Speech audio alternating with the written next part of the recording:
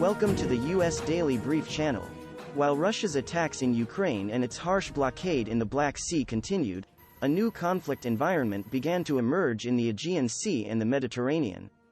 While trying to find a solution to the world food crisis that broke out due to the blockade in the Black Sea, new conflicts may arise between Greece and Russia. Last month, the US and Greek navies seized some Russian tankers, slightly increasing tensions between Greece and Russia. Greece continues to arm its islands in the Aegean with the help of the United States and legitimizes this arming to prevent Russia. However, disarming these islands is of vital importance for neighboring Turkey, another NATO member. Because there has been a critical process between the two countries in the Aegean and Eastern Mediterranean in recent years. There has been a serious military activity in the Aegean Islands in the last few months, and Greece has announced that it has built military bases on the islands against Russia. One of NATO's ultimate goals was to consolidate military and diplomatic unity among the alliance. Thanks to Russia, this seems to be happening now, and the US executives in their statements expressed their satisfaction and their ultimate goal of making this happen. However, within NATO, many countries experience military conflicts from time to time. Especially Greece and Turkey. While Greece claims that it is arming the Aegean Islands against Russia, it is forced to confront Turkey. This is definitely a move away from the alliance union dreamed of by the USA. Especially if there is a conflict between Greece and Turkey in the Aegean and the Mediterranean, it may be to the benefit of Russia. In this case, the measures taken by Greece against Russia could cause trouble. It is known that the USA has established many military bases on the Aegean coasts of Greece and the Turkish border, especially in the last year. It is stated that the main reason for this is to create a new military power pressure against Russia. However, the establishment of these military bases coincides with the period when relations between the USA and Turkey deteriorated. In the period that started with the F-35 crisis, the USA sought a new base area for itself and armed many coastal areas of Greece.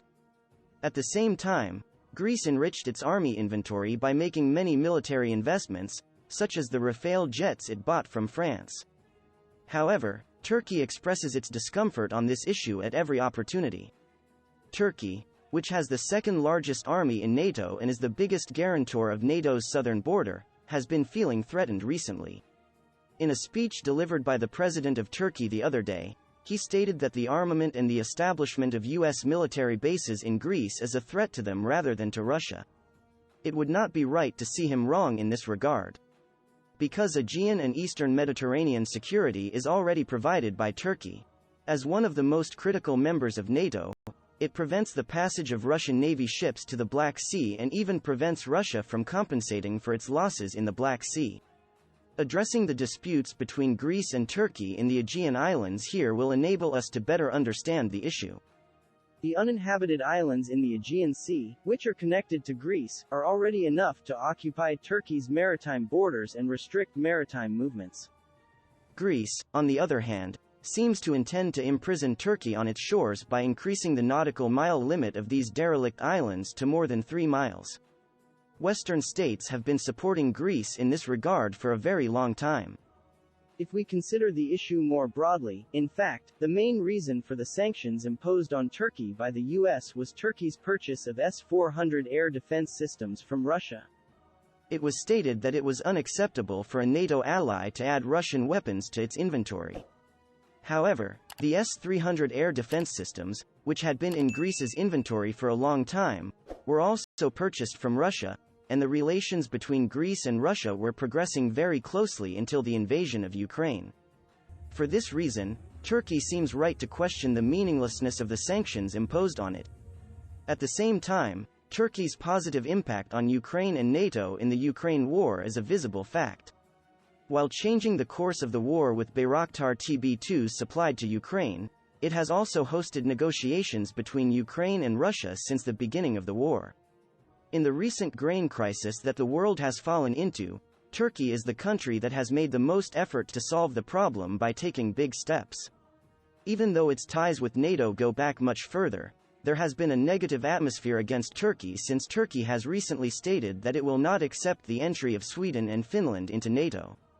However, Even NATO Secretary-General Jens Stoltenberg states that Turkey's concerns are justified. Even in official statements from Finland, it is said that efforts will be made to address Turkey's concerns. The Russian invasion of Ukraine united NATO in ways not seen since the Cold War.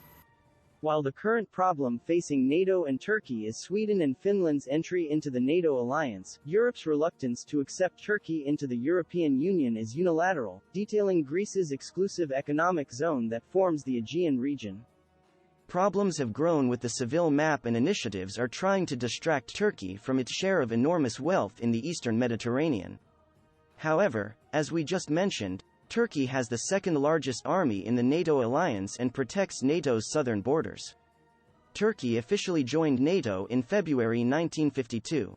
Also, Turkey is a barrier between Europe and the Middle East, but Western Europe has treated Turkey as a pariah nation. Trying to isolate Turkey in the Aegean and the Mediterranean and deprivation of its rights increased the conflicts. It is not possible not to see Turkey as justified in this regard. Because, according to published international agreements, Turkey both defends its rights in the eastern Mediterranean and opposes Greece's rearming of its islands, which should have been demilitarized.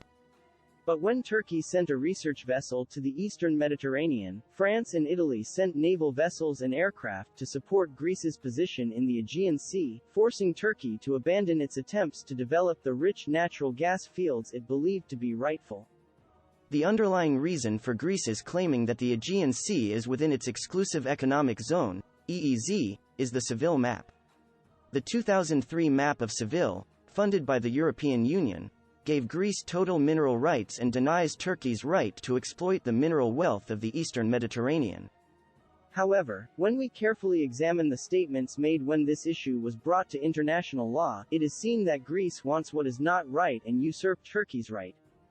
Turkey's objection to the NATO membership process of Sweden and Finland in the last period gave Greece courage and suddenly became harsh in the statements made by Greece. It is claimed that the reason for Greece to do this is to prove Turkey wrong with Finland and Sweden issues and to corner it. However, NATO Secretary-General Jens Stoltenberg, in his statements during his visit to Finland, stated that Turkey's security concerns expressed by opposing Finland and Sweden's NATO membership applications are legitimate. Stoltenberg stated that these concerns are related to the arms exports to the PKK, which is also seen as a terrorist organization by NATO, and the fact that this organization has headquarters in Finland and Sweden. Stoltenberg said that Turkey is an important ally of the alliance due to its strategic location in the Black Sea between Europe and the Middle East, and expressed its support for Ukraine since Russia sent troops to its neighbor on February 24. We must remember and understand that no NATO ally has suffered more terrorist attacks than Turkey, Stoltenberg said, using the Turkish pronunciation of the name of the country favored by Turkey and President Tayyip Erdogan. Here we need to talk a little more about this statement. Turkey makes a very serious contribution to the West and NATO in terms of the region it is in. Incirlik base, which hosted U.S. warplanes during the operations in Iraq, is in this region. Afterwards, in the crisis that broke out in Afghanistan, Turkey was at the table and provided the necessary support to NATO operations. It also clashed with the PKK and YPG in Syria and prevented the rapid advance of Iranian-backed militants in the region. It also acted as an airbag during major refugee crises and prevented the West from dealing with a much larger refugee crisis. No matter what, NATO should be grateful for Turkey's ally. Turkey has always deserved its place in the alliance with its strategic position and contribution to the operations it has carried out. At the same time, Turkey was the country that took the most serious steps regarding the grain crisis, which has become one of the most important items on the world agenda. Recently, Russian Foreign Minister Lavrov visited Turkey and Turkish Foreign Minister Cavusoglu brought up the grain crisis issue. In this regard, the closest steps to a solution have been taken. In his statements on this subject, Turkish President Erdogan referred to the efforts to export approximately 25 million tons of Ukrainian grain to world markets by creating a safe food corridor in the Black Sea in order to prevent a major global food crisis. Ukraine is one of the biggest wheat exporters, but the war has blocked millions of tons of grain shipments. The UN calls for action before the world's poorest countries, especially in Africa, face famine. From a general perspective, the USA's military bases in Greece are currently causing harsh reactions from Turkey. There are many justifications to this. Because there is a great tension environment between Turkey and Greece. However, Greek media claims that the West is behind it and turning its back on Turkey. It has to accept the fact that it would never be right for NATO to turn its back